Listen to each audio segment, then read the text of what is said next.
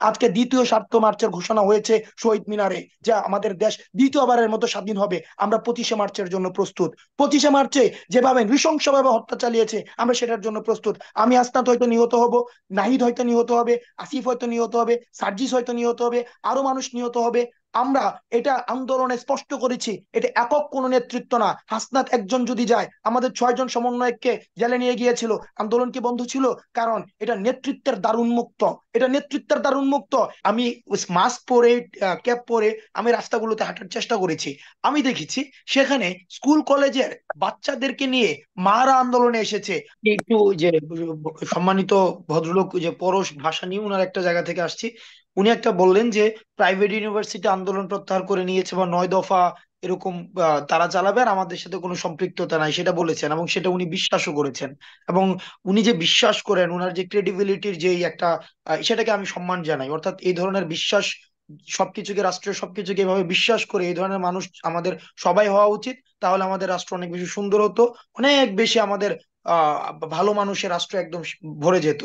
কিন্তু আপনি দেখেন, আমরাও তো বলেছি, আজকেও তো দুপুরবেলা আমাদের একটা প্রেস রিলিজ গিয়েছে আমাদের 6জন সমন্বয়কের সিগনেচারে, যে আমরা নাকি আন্দোলন প্রত্যাহার করেছি। সেটাও ফেক। এবং আমাদের তো ডিবি কার্যালয় রেখে আমাদেরকে বাধ্য করা হয়েছে আমাদেরকে ঘোষণা দিতে। এত কিছুর পরেও আপনি কিভাবে বিশ্বাস করেন এই এই এই জিনিসগুলো হচ্ছে একদম সামষ্টিক প্রপাগান্ডার অংশ না? 1 নম্বর বিষয়।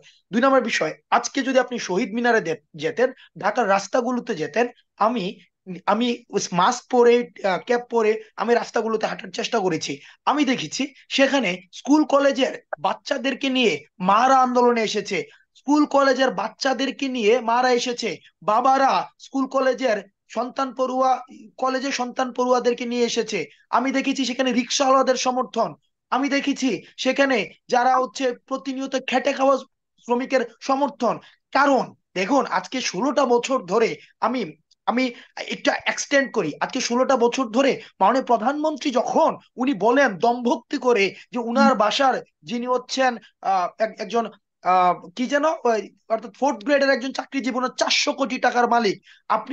আমি যখন দেখছি, অর্থাৎ মাননীয় প্রধানমন্ত্রীর বাসার একজন কর্মচারী 400 কোটি টাকার মালিক, আর আমি সর্বোচ্চ বিদ্যাপীঠ থেকে পড়াশোনা করে আমি 22,000 টাকা বেতন পাচ্ছি, আমার বাসার হচ্ছে খাবার রেশনিং করতে হচ্ছে, আমি বাজারে গিয়ে আমি হচ্ছে যেই টাকা নিয়ে বাজার করতে যাই আমার অর্ধেক খালি ব্যাগ করে নিয়ে আসতে হচ্ছে, এবং টিভিতে যখন দেখতে হচ্ছে মাননীয় প্রধানমন্ত্রী বলেন যে আমার বাসার কাজের লোকের 400 কোটি টাকার মালিক, তখন সেটা মানুষকে আহত করে, সেটা মানুষের মধ্যে ক্রোধ সৃষ্টি করে, সেটা মানুষের মধ্যে দ্রোহ সৃষ্টি করে।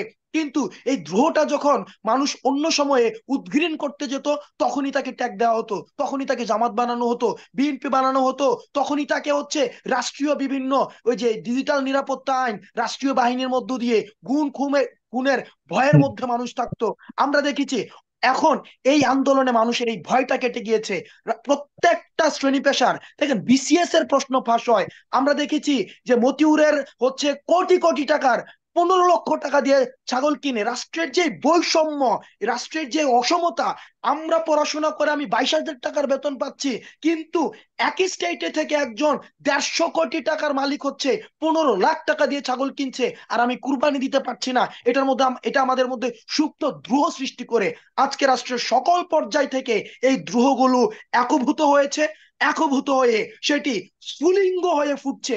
সুতরাং এটা বলার কোনো সুযোগই নেই এটা এখন শুধুমাত্র ছাত্রদের আন্দোলন, এটা শ্রমিকের আন্দোলন, এটা কৃষিকর আন্দোলন, এটা মজুরের আন্দোলন, এটা গার্ডিয়ানের আন্দোলন। কারণ সে দেখতে চায় যে তার সন্তান যখন রাস্তায় বের হবে, অথবা তার সন্তান যখন চাকরিতে যাবে, তার সন্তান যখন রাস্তায় বের হবে, তাকে যেন গুমের শিকার না হতে হয়। সে যখন পড়াশোনা করতে বিশ্ববিদ্যালয়ে আসবে, তখন যেন সরকারি দলের ক্যাডার বাহিনী দ্বারা নির্যাতিত না হতে হয়। সে যেন ন্যূনতম নাগরিক সুবিধা, একটা পড়ার টেবিল পায়, একটা পড়াশোনা করতে হয়, তাকে যেন তাকে একটা মাত্র একটা কবরের মতো জায়গায় শোয়ার জন্য তাকে প্রত্যেক দিন মধুতে হাদিয়া দিতে যেতে হবে না, সেটা দেখতে চায়। আমি আপনাকে প্রমাণ দিতে পারবো, ঢাকা বিশ্ববিদ্যালয়ের প্রত্যেকটা হলে হলে আমি 44তম বিসিএস এ ভাইবা দেওয়া আমার বন্ধুরা আমরা দেখেছি আজকে আন্দোলনে এসেছে। অর্থাৎ ভাইবা দিবে, ভাইবা দিয়েছে, অর্থাৎ আর 2 মাসের মধ্যে হয়তো তার রেজাল্ট বের হবে। অর্থাৎ সে আর এই প্রত্যাশাও করে না যে এই সরকারের আন্ডারে সে চাকরি করবে। আমি দেখেছি রিটার্ন দেওয়া প্রার্থীরা আন্দোলনে এসেছে। আমি দেখেছি ছাত্রলীগের যারা হচ্ছে কোর সমর্থক, তারা ওই আন্দোলনে এসেছে। আমি দেখছি তারাই হচ্ছে রাষ্ট্র একটা সংস্কার চায়। কেন সংস্কার চায়? কারণ এই 15 বছরে প্রমাণিত যেই বয়োজ্যেষ্ঠ যে প্রজন্মটা রাষ্ট্রটাকে চালাচ্ছে তারা আমাদের ভাষা বুঝতে ব্যর্থ। আমরা চাই এই যে বাইনারি অপোজিশনের রাজনীতি এতদিন চলেছে, আমরা যখনই আওয়ামী আমলে, আমি ক্লাস 5-এ পড়ি যখন আওয়ামী লীগ সরকার ক্ষমতায় আসে 2009 সালে, অর্থাৎ ক্লাস 5-এর থেকে শুরু করে আজকে পর্যন্ত আমরা যখনই কোনো নীতিগত সংস্কারের কথা বলেছি তখনই বিএনপি বানানো হয়েছে, জামাত বানানো হয়েছে। আমরা যখনই হলের সিটের নিরাপত্তা চেয়েছি তখনই আমাদেরকে বলা হয়েছে বিএনপির সময় আরো খারাপ অবস্থায় ছিল। আরে ভাই, আমি কি বিএনপির সময় ছিলাম?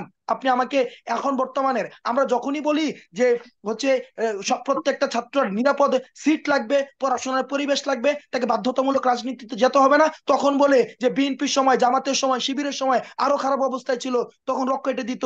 আরে ভাই, আপনি প্রিভিয়াস অতীতের ঘটনা দিয়ে বর্তমানকে কেন আপনি জাস্টিফাই করবেন? সুতরাং আমরা অতীতের ঘটনা দেখেছি, আমরা বর্তমান দেখেছি, আমরা তরুণ প্রজন্ম, আমরা শিখেছি যে তারা পরীক্ষিত ভাবে তারা ব্যর্থ হয়েছে, তারা আমাদের ভাষা বুঝতে ব্যর্থ হয়েছে, আমাদের লক্ষ্য বুঝতে ব্যর্থ হয়েছে। আমরা তরুণ প্রজন্ম, আমরা চাই আমরা দেশটা করব, কারণ জেনারেশন গ্যাপ একটা তৈরি হয়। আপনি দেখেন আজকে কিছুদিন আগে 14 দলের একটা মিটিং হয়েছে, বা 14 দল বা 13 দল, আমি যমুনা টেলিভিশনে তারা সবাই যখন দাঁড়ালো, যেমন মেনন সাহেব দাঁড়িয়েছেন, তারপরে চোবাইদুল কাদের সাহেব দাঁড়িয়েছেন, দিলীপ বড়ুয়া সাহেব দাঁড়িয়েছেন, আমি বিনয়ের সাথে আপনাদেরকে অনুরোধ করব আপনারা ওই ছবিটাকে আপনারা নিজের মোবাইলে বা টিভিতে আবার দেখবেন, যে তারা এখন বর্তমানে বাংলাদেশকে প্রতিনিধিত্ব করার, এই তরুণ প্রজন্মের ভাষা বুঝার তাদের যে মানে মনস্তাত্ত্বিক স্থিতিশীল তাদের অবস্থা রয়েছে কিনা, তারা বয়োজ্যেষ্ঠ হয়েছে। অর্থাৎ সিঙ্গাপুরে আপনি জানেন 40 বছর যখন হয়ে যায় তখন তাকে আবার নতুন করে পড়াশোনা করতে হয়। আজকে এই এই বাংলাদেশ আজকে এই জায়গায় দাঁড়িয়ে, স্বাধীনতা 53 বছর পরে দাঁড়িয়ে আমরা ন্যূনতম নাগরিক সুবিধার জন্য আমাদের আন্দোলন করতে হচ্ছে। এটার মতো মানে এটা আমাদের নিজেদের যে কি পরিমাণ ব্যর্থতা, 53 বছর পরে আমাদের ন্যূনতম মানবিক অধিকার একটা সিটে থেকে পড়াশোনা করব, এবং একটা আমরা হচ্ছে বাজারে গিয়ে খরচ কিনতে পারবো, আমরা নিরাপদে বাসায় ফিরতে পারবো, মত প্রকাশ করতে পারবো, আমরা হচ্ছে রাষ্ট্রের মধ্যে অসমতা থাকবে না, একজন কুরবানি দিতে পারবে না, আরেকজন 15 লাখ টাকা দিয়ে ছাগল কিনবে, এই অসমতা থাকবে না। এই ধরনের একটা পরিবেশ সৃষ্টির জন্য আমাকে 53 বছর পর্যন্ত অপেক্ষা করতে হয়েছে। সুতরাং আমরা তাদের প্রতি বিশ্বাস হারিয়েছি। আমরা যে কোনো ধরনের, আমরা চাই তরুণ প্রজন্ম সেটা সংস্কার করবে, তরুণ প্রজন্ম প্রতিনিধিত্ব দিবে, এবং আমরা এটা বিশ্বাস করি তরুণ প্রজন্ম যেহেতু হাল ধরেছে তারাই গতিপথ নির্ধারণ করবে আন্দোলনের, এবং ছাত্র জনতা এই আন্দোলনের গতিপথ নির্ধারণ করবে। আপনি যদি আমাকে প্রশ্ন করেন এই আন্দোলনের গতিপথ কোথায়, কিছুক্ষণ আগে আমি একটা লেখা পড়ছিলাম যে 7ই মার্চের পরে কিন্তু সরাসরি 16 ডিসেম্বর আসে নাই। 7ই মার্চের পরে 25শে মার্চ এসেছে, তারপরে 16 ডিসেম্বর এসেছে। আজকে দ্বিতীয় 7মার্চের ঘোষণা হয়েছে শহীদ মিনারে, যে আমাদের দেশ দ্বিতীয়বারের মতো স্বাধীন হবে, আমরা 25শে মার্চের জন্য প্রস্তুত। 25শে মার্চে যেভাবে নৃশংসভাবে হত্যা চালিয়েছে আমরা সেটার জন্য প্রস্তুত। আমি আসনাত হয়তো নিহত হব, নাহিদ হয়তো নিহত হবে, আসিফ হয়তো নিহত হবে, সার্জিস হয়তো নিহত হবে, আরো মানুষ নিহত হবে।